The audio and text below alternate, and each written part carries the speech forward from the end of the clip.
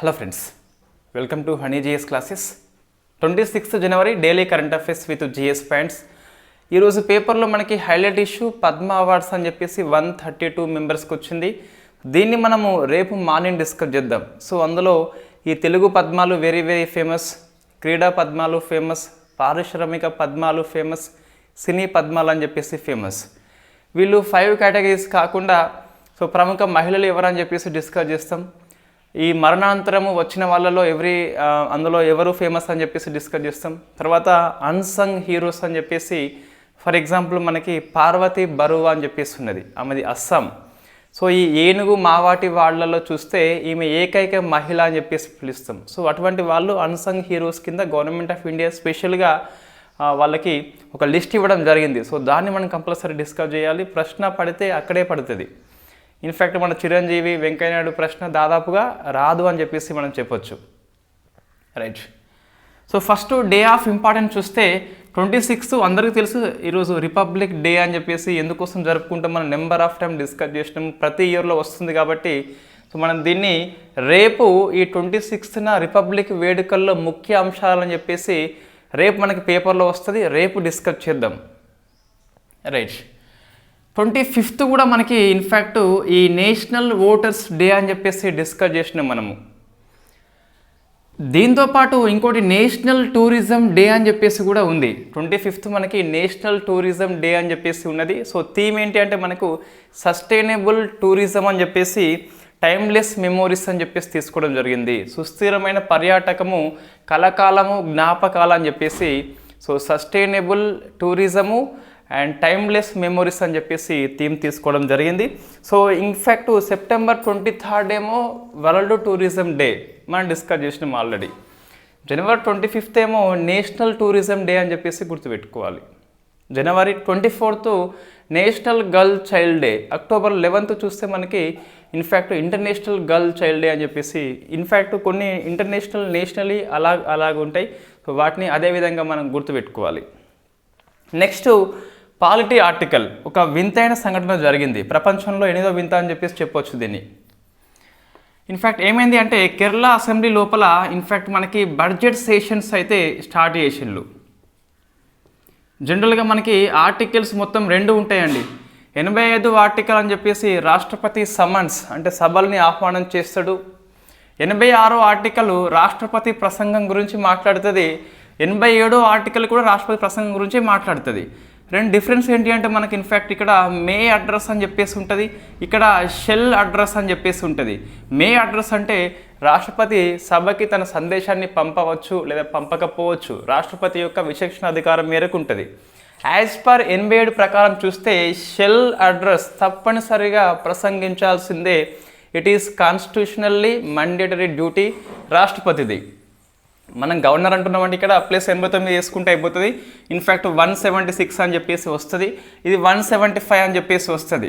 So 175 ప్రకారం governor ఉభయ సభలు ఉంటే ఉభయ సభలకి లేదా అసెంబ్లీకి తన సందేశాన్ని పంపొచ్చు. It is not mandatory.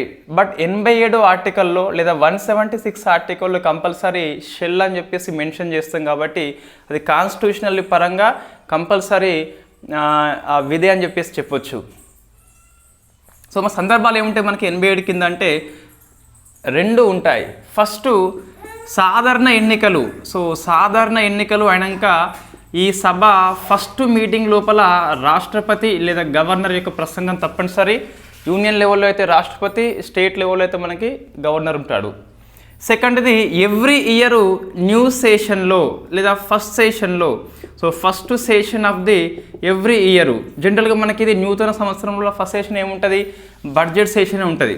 రాజ్యాంగంలో మనకి బడ్జెట్ సెషన్ అని చెప్పేసి మెన్షన్ చేయలేదు, బట్ ఎవ్రీ ఇయర్లో ఫస్ట్ సెషన్ అంటే జనరల్గా మనకి బడ్జెట్దే ఉంటుంది కాబట్టి బడ్జెట్ సెషన్ కూడా జనరల్గా రాష్ట్రపతి లేదా గవర్నర్ యొక్క ప్రసంగంతో స్టార్ట్ అవుతుంది డిఫరెంట్ లెవెల్లో.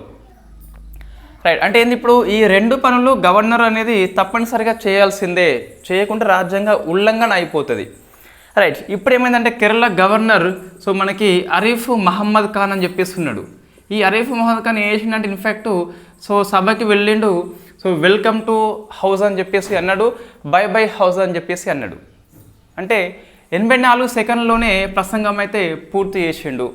మనకి మళ్ళీ డౌట్ వస్తుంది, మరి ప్రసంగం ఎవరు తయారు చేస్తారు అంటే క్యాబినెట్ తయారు చేస్తుంది. యాజ్ పర్ 74 ఆర్టికల్ లేదా 163 ఆర్టికల్ ప్రకారము సో మనకి మంత్రిమండలి సలహా ఇస్తుంది.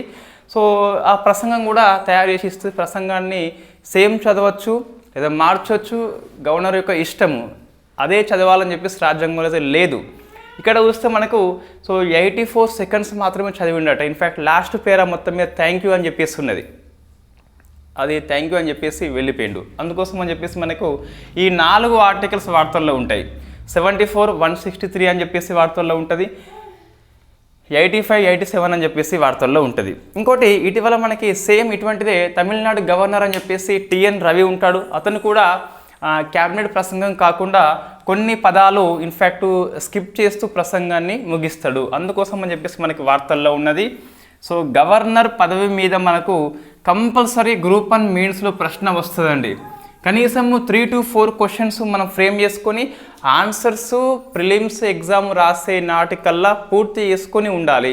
ప్రిలిమ్స్ అయిపోయినాక మనం ప్రాక్టీస్ చేస్తూ ఉండాలి, క్వశ్చన్ ఫ్రేమింగ్ కాదు, ఇంకా అప్పటికల్లా క్వశ్చన్ ఫ్రేమింగ్ చేసుకోవాలి.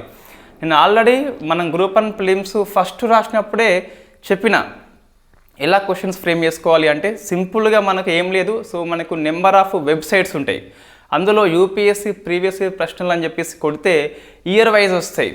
సో మన దగ్గర సిలబస్ కాపీ ఉన్నది, ఇటువైపు ప్రశ్నలు ఉన్నాయి. ఇన్ఫ్యాక్ట్ ఫస్ట్ ప్రశ్న మొత్తం మీద హిస్టరీ తీసుకున్నట్లయితే ఆర్యులు అని చెప్పేసి వస్తే ఆర్యులు రాసుకోవాలి. రెండవ ప్రశ్న గుప్త యుగంలో శిల్పకళ గురించి వర్ణించమంటే మనం గుప్త చాప్టర్లో రాసుకోవాలి. మూడవ ప్రశ్న ఇన్ఫ్యాక్ట్ ఈ మహల్వారి పద్ధతి అని చెప్పేసి ఇన్ఫ్యాక్ట్ బ్రిటిష్ యొక్క రెవెన్యూ సిస్టమ్ వల్ల ప్రభావం ఎలా ఉందని చెప్పేసి ప్రశ్న వస్తుంది. మనం దాన్ని రెవెన్యూ పాలసీ కింద రాసుకోవాలి. బ్రిటిష్ యొక్క ఆర్థిక పరిపాలన ఫలితంగా రైతుల సమస్యలు ఏంటని చెప్పేసి వస్తుంది, మనం దీన్ని బ్రిటిష్ యొక్క ఎకనామిక్ పాలసీ కింద రాసుకోవాలి. గాంధీ యుగ ప్రాముఖ్యతలో గాంధీ పాత్ర అని చెప్పేసి ఒక క్వశ్చన్ ఉంటుంది, మనం గాంధీ యుగంలో రాసుకోవాలి. అట్లా మనకు ఏదో ప్రశ్న వచ్చిన కొద్దీ చాప్టర్ వారీగా రాసుకోవాలి. నెక్స్ట్ పాలిటీ అట్లా ఎకనామీ అట్లా రాసుకుంటే నీ దగ్గర చాప్టర్ వారీగా ప్రీవియస్ ప్రశ్నలు ఉండిపోతుంది. సో నీకు ఒక ఐడియా వస్తుంది, సిలబస్ నీ దగ్గర ఉన్నది, ఈ ప్రశ్నలు వచ్చినాయని చెప్పేసి తెలుస్తుంది, నెక్స్ట్ ఇలా రావచ్చని చెప్పేసి నీకు ఐడియా వస్తుంది. సో దానికోసం అని చెప్పేసి మనం ఇంతకుముందు ఎలా చేయాలో చెప్పి ఉన్నాము. సో అలా చేసి ఉన్నట్లయితే సో మీరు కొద్దిగా ముందు ఉంటారు గ్రూప్ 1 మెయిన్స్ యొక్క పోటీ లోపల. రైట్, నెక్స్ట్ ఈ పాలిటీ తర్వాత చూస్తే రాద్దాం మనం. ఇక్కడ లాస్ట్కి ఏం అవసరం అంటే ఇన్ఫ్యాక్ట్ సో ఏది 84 సెకండ్స్ అయితే అవసరం ఉంటుంది. సెకండ్ చూస్తే మనకు ఒక స్పేస్ ప్రయోగం మనకి వార్తల్లో ఉంది, అది మార్స్ ఎక్స్ప్రెస్ అండి. సో ఇన్ఫ్యాక్ట్ ఇది అంగారకుడు గ్రహం మీదకి యూరోపియన్ స్పేస్ ఏజెన్సీ యొక్క ప్రయోగము 2003లో పంపారు వాస్తవంగా. ఇప్పుడు ఎందుకు వార్తల్లో వచ్చింది అంటే ఈ మార్స్ ఎక్స్ప్రెస్ యొక్క ఆర్బిటర్ అనేది ఈ అంగారకుడి గ్రహం మీద సో నీటి ఉనికిని గుర్తించింది. ఆ నీరు అనేది మంచు రూపంలో ఉన్నదని చెప్పేసి మనకు ఈనాడు ఆర్టికల్ పేర్కొన్నది. సో మనకు ఈ ఉపగ్రహం అని చెప్పేసి వార్తల్లో ఉన్నట్టు వీళ్ళ ఆవిష్కరణ ఏంటి అంటే నీటి జాడ గుర్తించింది కాబట్టి మంచు రూపంలో, ఇది ఎవరు పంపిందని చెప్పేసి గుర్తుపెట్టుకోవాలి. సో యూరోపియన్ స్పేస్ ఏజెన్సీ పంపింది. నెక్స్ట్ ఎక్కడి నుంచి పంపింది మనకు ఇన్ఫ్యాక్ట్ బైకనూరు నుంచి పంపింది. నెక్స్ట్ సో ఇది నౌక ఏంటి మనకు అంటే ఇన్ఫ్యాక్ట్ రాకెట్ పేరు సోయిజ్ FG అని చెప్పేసి ఉంది. సో ఇది ప్లేసు, ఇది రాకెట్ పేరు. In fact Mars express spacecraft ఇది. ఉన్న పెలోడ్స్ మనకు సో ఒకటి ఆర్బిటర్ ఉన్నది, ఇంకొకటి వచ్చేసి ల్యాండర్ కూడా ఉన్నది. ఈ ల్యాండర్ పేరు మనకు బిగల్ 2 అని చెప్పేసి ఉన్నది. బట్ ఇంతగానో మనకు అవసరం లేదులేండి. బట్ మనం సెర్చ్ చేస్తే ఇన్ఫ్యాక్ట్ వికీపీడియా లోపల ఇదంతా వస్తుంది, ఒకసారి చూసుకోండి, జస్ట్ ఏం లేదు.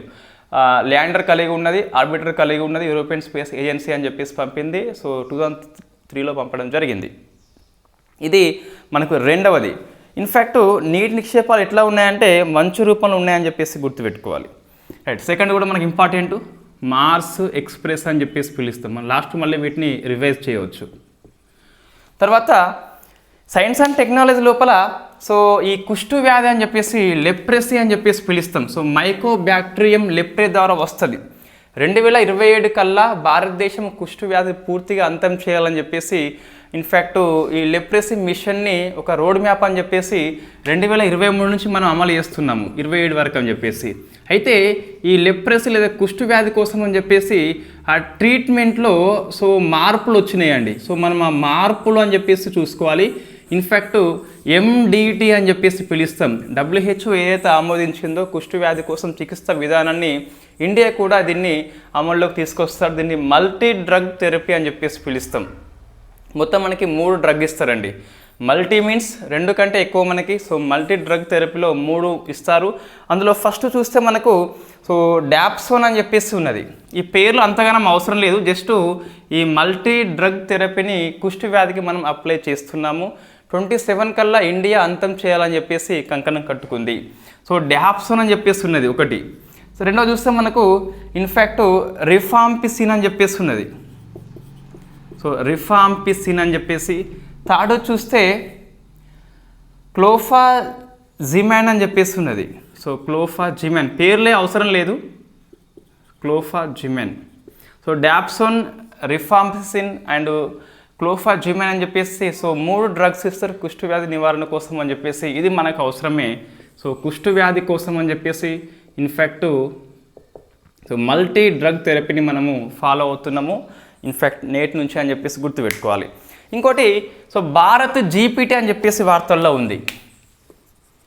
భారత్ జీపీటీ ఇది భారతదేశం యొక్క ఫస్ట్ లార్జ్ లాంగ్వేజ్ మోడల్. మనకి చాట్ జీపీటీ అని చెప్పేసి, లామా 2 అని చెప్పేసి, బార్డ్ అని చెప్పేసి, జెమినీ అని చెప్పేసి, ప్రాజెక్ట్ క్యూ అని చెప్పేసి నెంబర్ ఆఫ్ మనకు చాట్ జీపీటీలు వార్తల్లో ఉన్నాయి.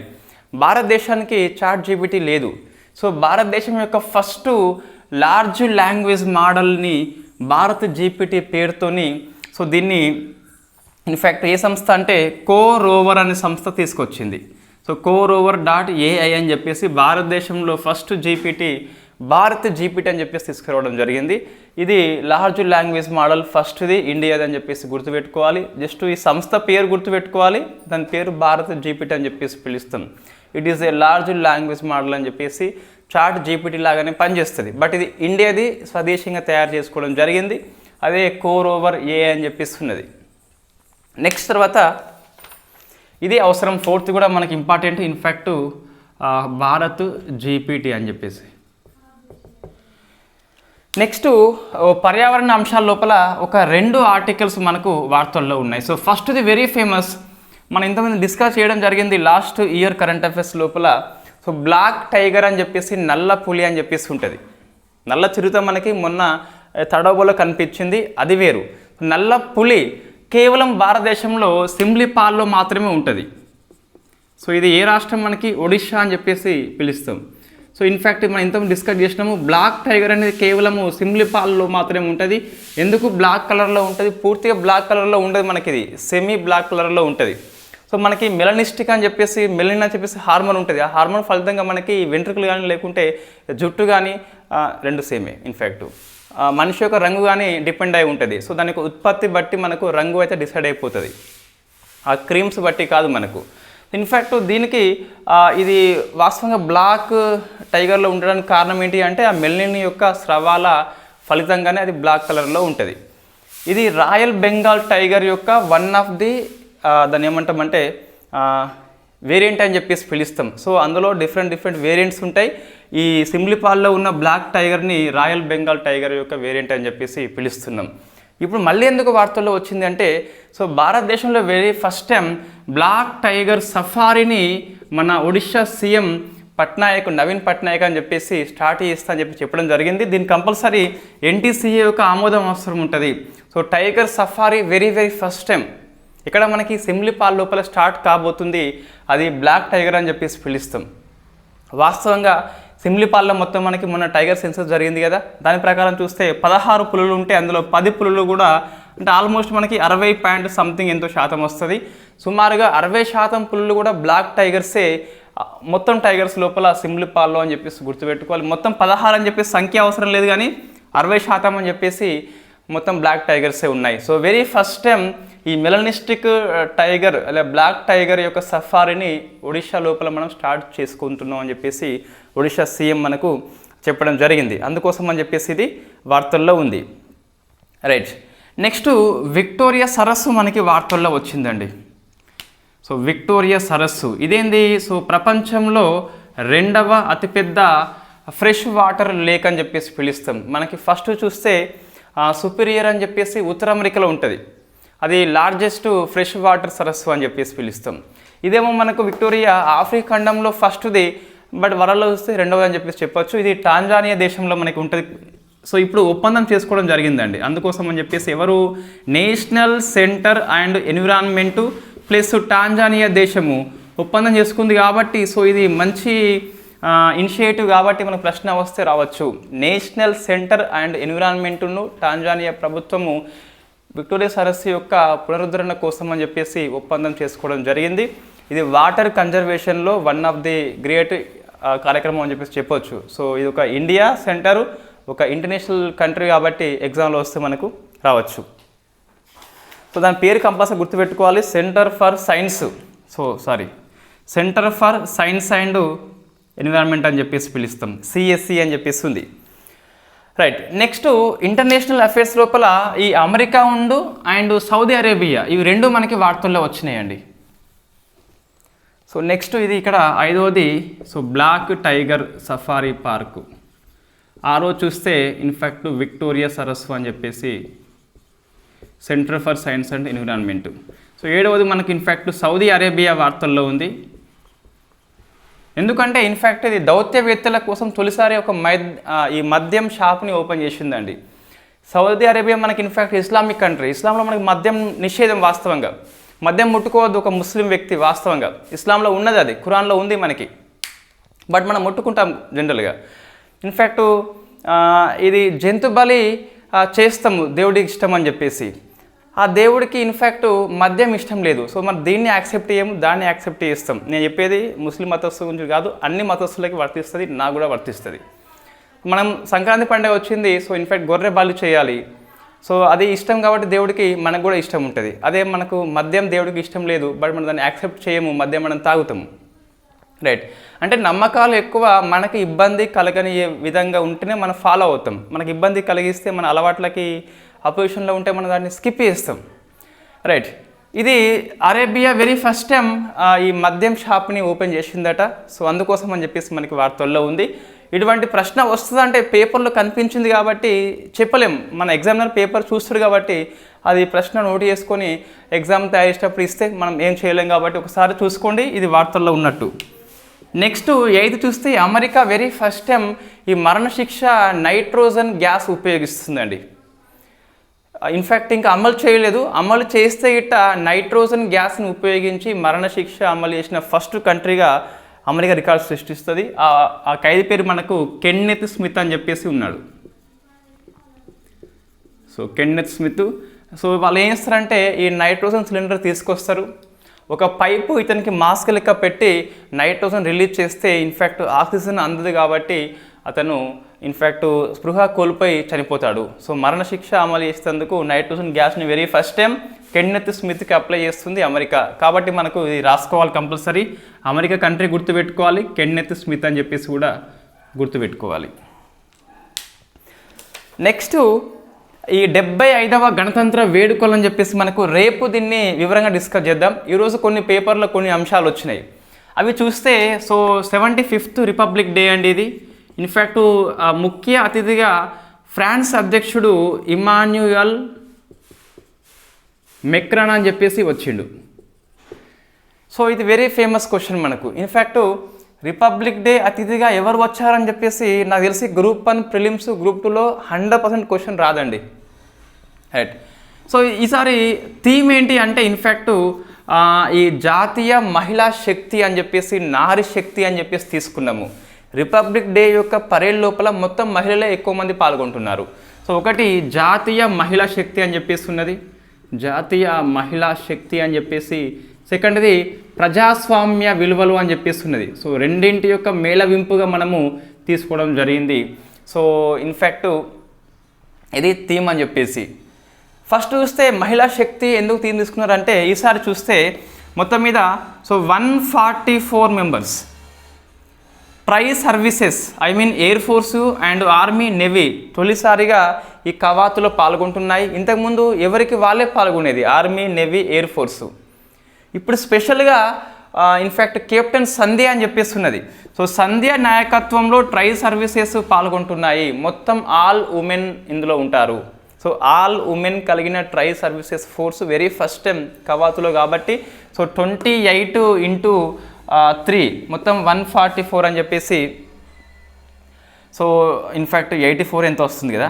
సో ఇన్ఫ్యాక్ట్ 144 అంటే మనకు బై 3 అంటే ఇన్ఫ్యాక్ట్ 3 4 12 సో 300. సో 48/3 అని చెప్పేసి అవుట్ ఆఫ్ ది 144లో ఆర్మీ వాళ్ళు 48, ఇన్ఫ్యాక్ట్ నేవీ వాళ్ళు 48, ఎయిర్ ఫోర్స్ వాళ్ళు 48 ఉంటారు. మొత్తమే నాయకత్వం అంటే మనకు సంధ్య అని చెప్పేసి గుర్తుపెట్టుకోవాలి. సెకండ్ది మనకు సో బస్తర్ అనే ప్రాంతం ఉంటుంది ఛత్తీస్గఢ్ లోపల. సో అందులో కొన్ని విలేజ్ లోపల ఇంతవరకు గణతంత్ర వేడుకలు కానీ జాతీయ పతాకం కానీ ఎవరు హోస్టింగ్ చేయలేదు. సో ఆఫ్టర్ ఇండిపెండెన్స్ వచ్చిన తర్వాత వెరీ ఫస్ట్ టైం మనకి బస్తర్ ఏరియాలో ఉన్న ఒక 9 ప్రాంతాల లోపల ఫస్ట్ టైము మన త్రివర్ణ పతాకము రేపరేపలాడుతుందని చెప్పేసి ఆ ఆర్టికల్ పేర్కొంటుంది. సో మనం కంపల్సరీ బస్తర్ అని చెప్పేసి గుర్తుపెట్టుకోవాలి, ఆ ఏరియా పేరు గుర్తుపెట్టుకోవాలి. మూడవది సో అనంత్ సూత్ర అని చెప్పేసి మినిస్ట్రీ ఆఫ్ కల్చరల్ వాళ్ళు దీన్ని ఇంప్లిమెంట్ చేస్తున్నారు. ఈ అనంత్ సూత్ర లోపల ఏముంటుందంటే చీరల యొక్క ప్రదర్శన ఉంటుంది. దాని థీమ్ ఏంటి అంటే మనకి ద ఎండ్లెస్ థ్రెడ్ అని చెప్పేసి తీసుకోవడం జరిగింది. ఇది ప్రోగ్రామ్ పేరు అనంత్ సూత్ర అని చెప్పేసి మినిస్ట్రీ ఆఫ్ కల్చరల్ వాళ్ళు దీన్ని కండక్ట్ చేస్తున్నారు. సో ది ఎండ్లెస్ థ్రెడ్ అని చెప్పేసి దీని theme, the endless thread. So దారం అనేది ముగింపు ఉండదని చెప్పేసి చీరల ప్రదర్శన చేస్తున్నారు ministry of cultural, not ministry of textiles వాళ్ళు కాదు కంపల్సరీ. సో ఈ స్కీమ్ పేరు మనం గుర్తుపెట్టుకోవాలి. ఇంకేమైనా ఉంటే రేపు దీనిలో డిస్కస్ చేద్దాం. ఇంకోటి సో భార్యాభర్తలు ఇద్దరు ఒకేసారి వేరు వేరు కవాతుల్లో వాళ్ళ యొక్క దళాలకి అధ్యక్షత వహిస్తున్నారు. వాళ్ళ పేర్లు మనకి సుపిత్ర అని చెప్పేసి, బ్లేజ్ అని చెప్పేసి ఉన్నారు. ఇవి మనకు ఈరోజు వార్తల్లో ఉన్న గవర్నమెంట్ పాలసీ. నెక్స్ట్ ఉత్తరాఖండ్ మదర్సా అని చెప్పేసి వార్తల్లో ఉన్నదండి. సో ఈ మదర్సా ఎందుకు వార్తల్లో వచ్చిందంటే ఈ ఉత్తరాఖండ్ వక్ఫ్ బోర్డు ఏదైతే ఉందో ఒక తీర్మానం చేసింది, మదర్సాలో కూడా వీళ్ళు రాముడి గురించి చెప్తారట. సో మత సామరస్యం కోసం అని చెప్పేసి ఇది అమల్లోకి తీసుకొచ్చడం అని చెప్పేసి వక్ఫ్ బోర్డు చెప్పడం జరిగింది. సో ఇది ప్లేసెస్ న్యూస్ కిందకి మనం రాసుకోవచ్చు. మదర్సాలో మనకి ఇన్ఫ్యాక్ట్ ఇస్లాం బోధిస్తారు, ఇస్లాంతో పాటు రాముడు కూడా మనకి బోధిస్తారట. ఇక్కడ ఉత్తరాఖండ్ అని చెప్పేసి గుర్తుపెట్టుకోవాలి.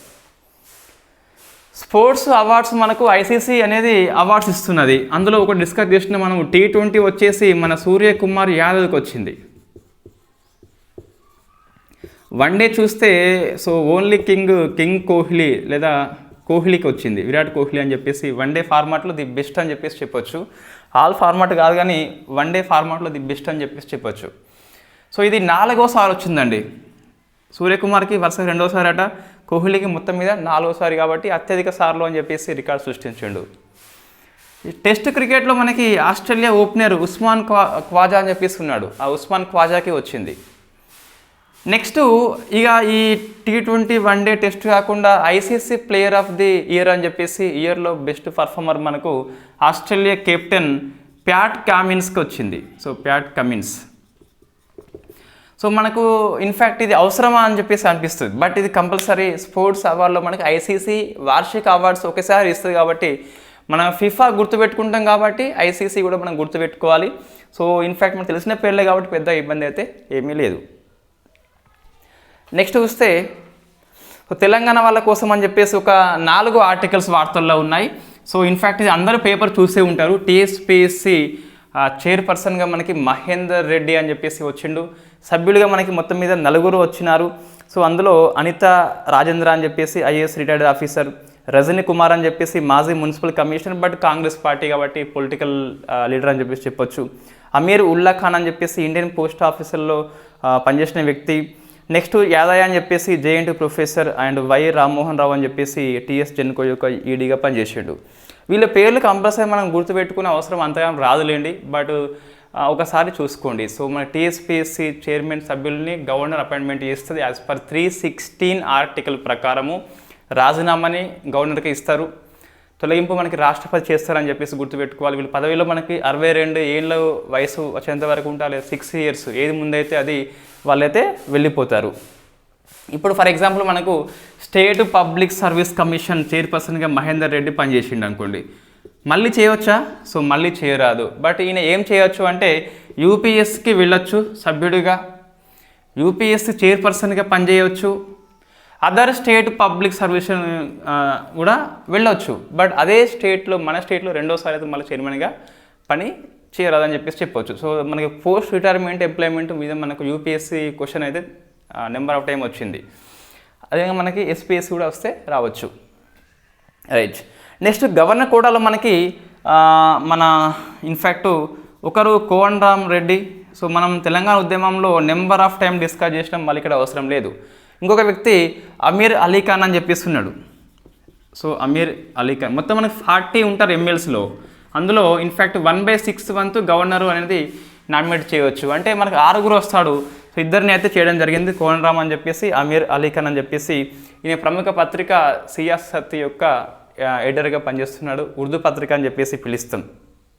మనకు జిఎస్ పాయింట్ ఆఫ్ వ్యూలో చూస్తే ఇన్ఫ్యాక్ట్ ఈ ఎమ్మెల్సీ సభ్యులలో సో ఎవరు ఎంత వాటా అని చెప్పేసి మీరు ఆన్సర్ చేయండి. అంటే సో ఎమ్మెల్యేలు ఎంత వాటా ఎన్నుకుంటారు, స్థానిక సంస్థల నాయకులు ఎంతమందిని ఎన్నుకుంటారు, ఎంత వాటా అని చెప్పేసి, టీచర్స్ అండ్ స్టూడెంట్స్ గ్రాడ్యుయేట్స్ అని చెప్పేసి మొత్తం 4 కేటగిరీస్ ఎన్నుకుంటారు. గవర్నర్ నామినేట్ చేస్తాడు.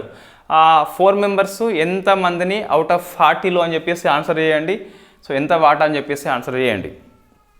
నెక్స్ట్ డిఎస్ చౌహాన్ అని చెప్పేసి మనకు సో ఇతను 2 అవార్డ్స్ వచ్చినాయి. రాష్ట్రపతి సేవా పథకం అవార్డు వచ్చింది, బెస్ట్ ఎలక్టోరల్ ప్రాక్టీసెస్ అవార్డు వచ్చింది. నెక్స్ట్ సర్ఫరాజ్ అహ్మద్ కూడా సో మనకి నేషనల్ ఓటర్స్ డే సందర్భంగా బెస్ట్ ప్రాక్టీసెస్ ఇన్ ఎలక్షన్ అని చెప్పేసి అవార్డు వచ్చింది. అది చూసుకోవాలి ఒకసారి మనము.